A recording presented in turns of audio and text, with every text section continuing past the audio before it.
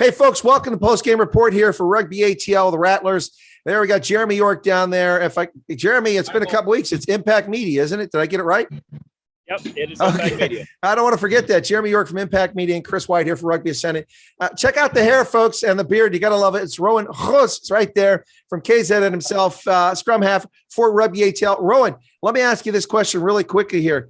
Let me ask you. So this game, you had to be happy with this. You guys took on the top team in the Western Conference 5-0, and you played them. You played your defense like you usually do, scored some big points there. And I got to congratulate you on a well job handling the ball there. But I do have to ask this question. Maybe next game, maybe not so much talking to the official. Thoughts? Yeah. Yeah, I had a bit of a loud talk to the ref, I must say. Just apologize afterwards for speaking like that. I just need to get to understand him a bit better. So, yeah. Well, one thing about it, you have to say this in this game is that Federico Anselmi definitely talks to players a lot and explains things. And I think it's easy for everybody to go, okay, he's explaining everything, so maybe he'll explain to me. I don't know what's going on there. But so let me ask you, what do you think about this game? I've got to say that from the viewing perspective, the team's effort at the breakdown was incredible. Players got there in support very quickly, and you guys did a really good job. And I think that's been a key point for this game. What are your thoughts? Yeah, obviously going into this game, we just wanted to play to our strengths and also attack their weaknesses. And then also, obviously, it's a big thing that we pride ourselves on is just our work rate on and off the ball, and then also playing with pace when we attack. So yeah, credits to the boys for just putting in a full 80 minutes.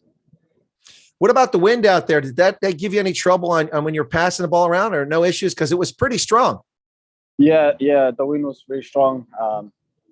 Just had to adjust to the wind a bit, and also just play a bit tighter so the passes stick. But yeah, that's just part of rugby. We'll get all these conditions coming in the season. Well, that's a fair point, but at least you're not up here a few hundred miles to the north where I'm buried under 4 inches of snow today. Yeah. It actually snowed this morning, just before we headed out to the game. So, and it's not usually like this for Atlanta, you know. Well, Rowan, fantastic job. Congratulations out there. You guys moved to 4-1. No bonus point for the extra for that fourth try, but looking in good shape. But you can't take a break. You got to move right back to it. Rooney is always hot on your tail right there. Congratulations, and we'll look forward to seeing you guys next time out of the gate. My question is kind of what I asked you while we were on the field. Based on your position, you handle the ball a lot. What goes into that, and is that a goal of yours to make sure that you can always distribute the ball as evenly as you can, even with the wind? Yeah, that is what our position. That's what we have to do week in and week out. Every week we work on our passing to get the ball out as quick as possible and as accurate as possible. Like I explained, it's like a quarterback. Yeah.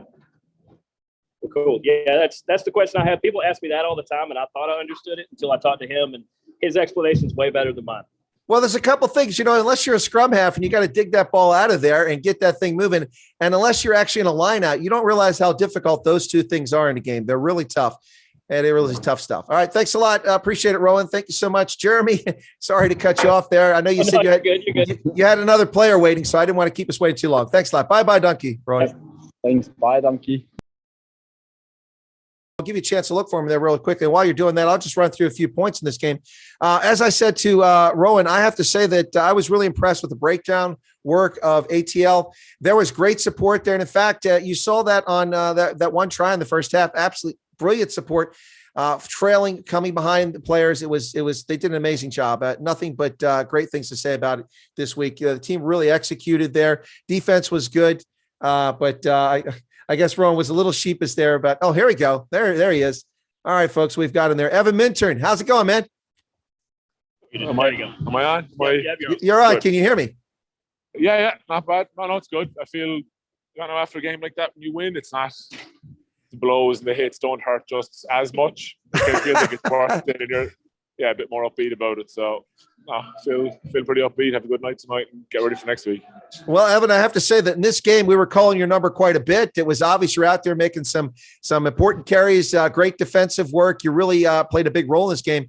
How'd you feel about it? The work rate out there, was it good across the board for ATL? It was extremely good. But that's what we pride ourselves on as a team. We're a very system-based, kind of process-based work rate team. So, I mean, if we're not doing what we plan out to do, what are we here for? You know, work rate is one thing that we pride ourselves on. So we did it today, and it showed. Well, I'd have to agree with that. Another thing we have to talk about very quickly, Evan, is that the Gilgronis have been leading Major League Rugby at 34.2 points per game, leading by a wide margin. And you guys mostly shut them down. A couple mistakes and penalties got them close, but they score 14 points, 2 converted tries. That's pretty impressive. How'd you feel about the defensive effort out there today? Our defensive effort was huge. For me personally, I feel that defense as a whole is more of an attitude-based thing. You can put every system you want in the world in. If you don't have the players and the heart to fight for every inch and every tackle and make your tackles properly, you may as well not be there. So I feel like it's more attitude-based. All the boys showed up today, all made their shots, all made their big tackles, and just worked hard for each other, inside and outside. So. Well, I'd have to say, Evan, that every time that the Gilgronis tried to crash into the line, it didn't matter what number was in the back of the uniform, whether it was a little scrum half like Rowan Rose or it was a big guy like Momsen, they just hit them. They hit a wall. They really had a hard time picking up meters there. Yeah, especially with someone like Rowan. Someone like him, he hits hard. So when you come at kind of smaller fellas, not to be insulting, but you're not expecting to be hit that hard. And then he nails, even in training. But that's the way we do it. We train hard, so we play hard. Like we come into our trainings on Tuesdays and Thursdays, and even we're kind of like this is gonna hurt. Everyone's just like, okay, boys, let's survive. Well, Evan, very quickly, 2 last questions before I turn it over to Jeremy and give him a chance to give you a question. That wind was a factor out there today. It didn't really seem to affect the kicking game much, which was surprising, although some kicks went a lot further than we normally see. Did it affect you guys in the field? Did it lower the temperature? Did you get kind of wind burned? Did it affect your play on the game? Or you're in the game, you're not paying attention to it? It will knock the wind out of you when you're trying to breathe and it's burning your lungs and things like that. But after maybe 10 minutes, it's not too bad. But the thing we'll say like the larger gentleman with more surface area, there's more wind resistance. So, well, there you go. You can feel it. Well, Evan, my final question before I turn over to Jeremy is that, you've got that deep Southern accent there from the U.S., obviously. So, no, but seriously, what's it like playing this side of the Atlantic? I mean, Major League Rugby seems to be improving season by season. Certainly the quality of the game, the quality of refereeing seems to go up. What's it like for you being on this side of the Atlantic? Honestly, I love it. I came over, I was supposed to be here 2 years ago, but COVID interfered with that, and I came in last year to New York and then to Atlanta now. But honestly, it's fantastic. I think it's great to watch, it's great to play, it's really enjoyable. And the big thing for me is like contact and hits. Because there's a lot of big dudes, a lot of South Africans, a lot of Islanders, a lot of Polynesian fellas that go hard. And for me, that's what I'm here for. Well, there you go. So I mean, I got what I came for, basically. Well, Everett, I tell you and of course, you're not alone there. Also, Will Leonard kind of confused me all the time because I've been following Rudy for a long time. And I'm like, wait a second, especially when Rudy played in Atlanta, like, wait, which side are they on here? I'm confused. So it's kind of interesting to see the moves around there, but a good move down there to Atlanta. They're looking pretty tough. Hey, Jeremy, let me turn it over to you and get your question or questions in there for him very quickly there, Evan. Yeah, you talk about people like Rowan. He is a fireball for sure. But who are those people in practice that really push you? And then how does that translate to like your performance today? Ross Deacon. Well, I could see that. So, prime example on Thursday, we were kind of just going through and we were say trap tempo, just kind of stopping each other. And I thought, you kind of stand in the way, you're like, oh, tackle's done. And he ran straight through me and insulted me personally. So I mean that kind of stuff makes you get more up for it, and you're like, all right, we're pushing for places all the time. Like especially in Atlanta, in the back row and second row, the competition is insane. So we pride ourselves on training extremely hard, so that when you get to a game, you're ready. But in prime example, Ross Deacon, he's the boy. Well, I'll tell you what, Evan, I've got to say is that I'm getting my boots ready. I've been stretching. I'm going to talk to physio here. You're down 2 fly halves, and I saw Talapusi look like he was injured there. I'm like, all right, I got to wait for the phone call here. No, that's some tough. You guys are looking pretty good across the board, but that fly half position, Kurt Coleman's down. Duncan van Schalkwyk is out now. It's that's a tough hit there. But the big boys seem to be holding up well despite the knocks. You guys seem to be all right there in the middle. We'll be fine. There's no fear of us. But that's one of the things about here as well. People want to play here, so we get a lot of depth and you get a lot of really good talent because the system is good, the people are good, the environment is fantastic down here, so people want to be here. So we're probably 3 very talented players in every position, if not 4. And then we've guys that can play 3-4 positions for the specific reason of what's happened in our team so far. Well, brilliant. Excellent job tonight there, Evan. Fantastic. Congratulations. You guys remain atop the Eastern Conference. You take down the only undefeated team in the league. But hey, what?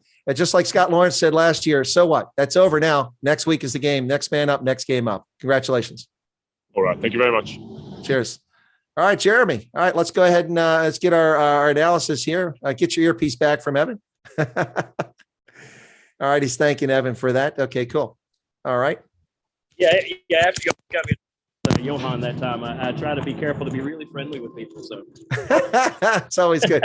All right, so Jeremy, let me just very quickly run through a couple things here as we start to get to, as you got Evan Mintern. Boy, that was a great guest. I have not interviewed him previously because he was with Rugby United last year, not with ATL. So he's a great guest, and Rowan, of course, is really good too. All right, so very quickly here. So I think Mintern did a fantastic job. Host did a fantastic job. Talon Bezuidenhout was brilliant with the boot. I mean, that was amazing, especially given the win. They did a fantastic job. And I think only a couple mistakes by ATL gave the Gilgronis even a chance to get in the game. They were just stymied everywhere they went. They really, I don't want to say Austin didn't impress, but for a team that's the top of the league, they clearly ran into the buzzsaw that is ATL's defense tonight. What are your thoughts? Yeah, I absolutely agree with that. I talked with Matt Heaton and I talked with Marco last week, and that's something I said was, you're going to see some familiar faces when Austin comes rolling in. And they said, yeah, the Mark OKeefes of the world are going to be Mark OKeefe, but we're going to stop him. He's going to do his thing, but he's not going to beat us. And so I really think they looked, and just like last year, they said, just because you're a top team doesn't mean we can't shut you down. And they did everything they could to do that. Well, I agree 100% there. So let me ask this question. I don't know if you sense this on the sideline or if you talk this and players will warm up, something like that, but was there any kidding or a little fun there? Because Mark OKeefe, we talk about Will Leonard and Evan Mintern coming down for Rugby United New York, but Mark OKeefe came for Rugby United New York last year, played for Leonard. Now he's playing for Austin. So did Mark OKeefe get any ribbing? Anything happen out there? I would say at least pregame, yeah, everybody was just kind of saying, "Hey, good to see you again." Postgame was the same way. He's walking around here somewhere as well. But during the game, there was a few times that it seemed like he would go a little hard at ATL, and ATL would throw it right back at him and say, "That doesn't fly here." Yeah. Last year he's playing for him and making big plays for ATL, and now he's the target of their tackles. That's kind of how rugby goes. Yep, absolutely.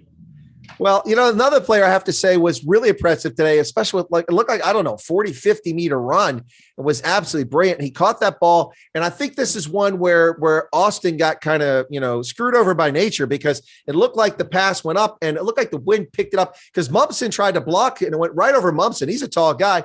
And there's Harley Davidson, boom, right in his breadbasket. And he cuts through 2 defenders and runs at least 50 meters. And they wind up doing a great job on that. But I have to say that Harley Davidson, not just there, but throughout the game, he did an amazing job. And of course, people commenting during the show going, his parents must have had a sense of humor, of course, naming him Harley with a name like Davidson. But it's not Harley Davidson, it's Harley Davidson. But he was out for most of last year with injuries. And he's looked good so far. He's been in this year. I thought he was going to go out with an injury, but he's still around. And today had to be, I think, his best game. He was really impressive. Oh yeah, for lack of a better dad joke that I guess I could use, he scooped up that ball, threw it in his side bag, and got on his bike and ride. That's he was off to the races. It looked like the turf monster got him there towards the end. But that was an incredible run. That's why you have a guy like that on your team. He ended up setting, I believe, I think it was Matt Heaton that scored on that one eventually. But yeah, when you got a guy that can, last year, like we said, that would have been Mark OKeefe who had that run. And this time it's Harley. Sometimes it's Austin White. So it's somebody different every week with this team, and that's what's going to make them hard to beat. The depth on this team is probably the best in the league. No, I think you're right. And last year, the depth was impressive, but you've got players now who are young, who have another year under their belt and another year of Major League Rugby, and it's showing. And what's interesting, I think, with ATL is last year with the disciplinarian and the very, very straight man coach of Scott Lawrence, they played above themselves. This year, I think they're playing.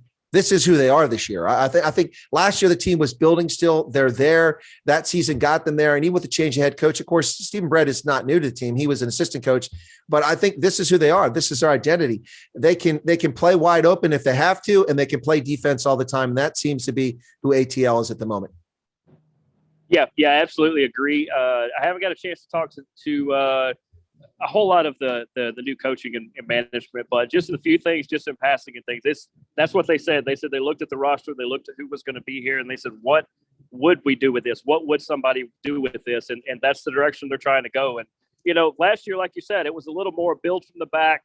It was a little more defensive. We're gonna stand you up and take our chances, where this year it's a little more, they're playing forward more. It's a little more aggression, and usually leads to a lot more scores. Well, I agree with you. Look, I mean, we were both at the championship game there last year. It was a 10-9 victory, and ATL got that try late in the game. And it was an exciting game, but I got to be honest, I prefer a 29-14 or a 36-21 game. That's, from a fan's perspective, you want to see the scoreboard roll over. A defensive struggle is nice now and then, but you want to see it. And I think last year that they did rely on that defense more. They're still relying on it. You could see it today, and that was a big reason why they won. But the ability to score when they need to. In fact, there's 2 tries here that were left on the pitch. Twice they did the rolling maul. They got across and it was held up. And otherwise, it is another 10 to 14 points right there they could have rolled up. But they played really well. And one last thing I want to ask you about is that I always say that Federico Anselmi is one of the best officials out there. He's really a game guy. I like the way he talks to players. He really gets engaged there. And maybe I think that's what maybe with Rowan, that might have contributed to what was going on there, chatting with the official there, because, he has that nature to talk to players. But I guess he had enough. He did warn about it, and there was a penalty on it. And that penalty hurt. But anyway, but I'd have to say that Frederick Anselmi is a really good official. You can probably hear him down from the sidelines. He seems to have a good grasp of the game and ran it really well. Oh, yeah, he does. I mean, the rotation of officials we usually get are good. They're really good. They're very consistent. That's all you can ask for with an official, is be consistent. If you're going to call it, if you're not going to call it, just make sure you're doing it across the board. But, having him in today, a lot of people were like, hey, who's the new guy? I was like, well, he's not new. This is who this guy is. But I felt like he called a real good game, and he's not going to put up with people yapping back at him so much. And sometimes you have to learn that. Well, at least it's a lesson that didn't cost the game, and that's good news there. So exactly. Yeah. But it's look, ATL does it again, folks. They go to 4-1. They stay at the top of the Eastern Conference, and Austin. I don't think Austin underestimated Rugby ATL. It looked like they were prepared for this game, but that defense, man, it's like a buzzsaw. You think you get a head of steam up and boom, it doesn't matter which guy's got a number on the back of their jersey. They're going to hit you hard, and ATL does it again. Well, I guess I would be remiss if I didn't mention the play of Marco Janssen von Rensburg, and also I'd say that the play, Will Leonard was pretty good, and as Momsen. Across the board, a lot of good play today, but that's 3 guys we haven't mentioned that did well today as well. And Will Leonard really made an impact in this game, I thought. So any last final thoughts there, Jeremy, before we wrap up this post-game press conference? My suggestion would be, I wish they had a heated dome that they could play games in early on, because, but no, it really, as cold as it was, and or at least what the temperature says, and with the wind blowing, the wind did make a big impact. I was trying to line up when they would do line outs and throwing the ball in and such. And even with the kicks, you could see that ball, it was going wherever it wanted to today. But no, but beyond that, it's good to see the defense make the stand it did. It was kind of a throwback to last year.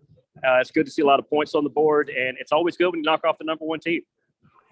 Well, absolutely. And listen, folks, while Jeremy and I get along quite well, I'm not going to have a lot of empathy or sympathy for him there after I shoveled 4 inches of snow about 2 hours ago to clean off my walks in my driveway. We're just a few hundred miles north of where he's at. And we got some, apparently, I guess, a little bit of snow there this morning, but it cleared off. But anyway, Jeremy York, once again, it's always a pleasure. Sorry I missed the last game, but I was covering CPAC in Atlanta. And so we left it just to you. Appreciate your coverage of the game last time. Folks, we'll catch you here next time after Rugby ATL game with Jeremy York from Impact Media and Chris Wyatt from Rugby ATL. Jeremy, take care of yourself, brother. Yep. Cheers.